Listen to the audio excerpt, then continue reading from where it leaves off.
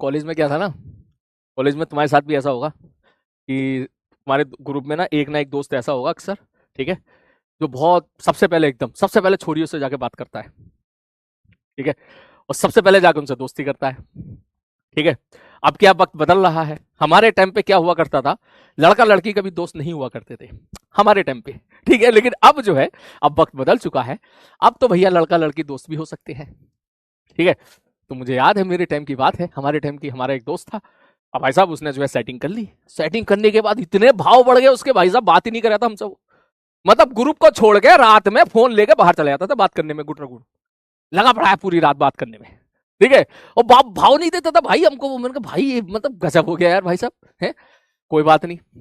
तो कभी कभी ऐसा होता है कि अगर आप बहुत ही कम समय में बहुत जल्दी अटैच हो जाते हो, तो ब्रेकअप होने के चांस भी उतने ही ज्यादा होते हैं, ठीक है ना, ये अक्सर होता है।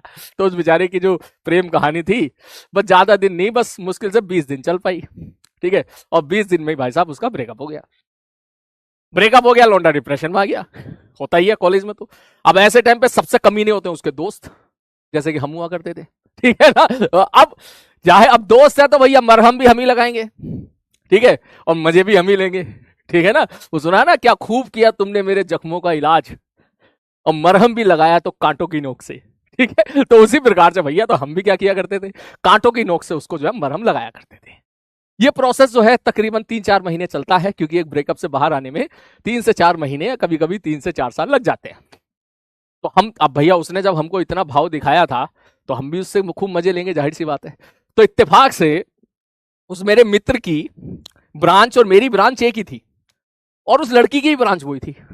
तो कभी कभी क्या होता था कि जब वो जो है भाभी नहीं यार, जब वो मैडम आती थी क्लास में, ठीक है, तो हम सब जो है, जैसे वो मैडम आई क्लास में, जैसे वो लड़की आई क्लास में, हम सब लोग उस लड़के की तरफ देखते थे, ओए ओए, ठीक है, इस तरह उसको छेड़ा करते थे।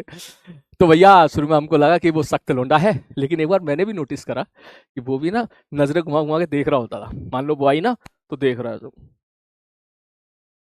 ठीक है, और सीधा हो गया, ठीक है। तो उसको देख के मुझे 4 लाइन याद आई थी उस टाइम पे, जो मैंने उसको सुनाई थी, मैं आज आपको सुना रहा हूं कि सोचा था इस कदर उसको भूल जाएंगे, और देखकर भी उसको अनदेखा कर जाएंगे, लेकिन जब जब सामने आया उनका मासूम सा चेहरा, सोचा बस इस बार देख लेते हैं, अगली बार भूल जाएंगे, ठीक है। तो ऐसी कहानी उस लड़के की हुआ करती थी कि भाई साहब इस बार देख लेता हूं, अगली बार भूल जाऊंगा भाई साहब।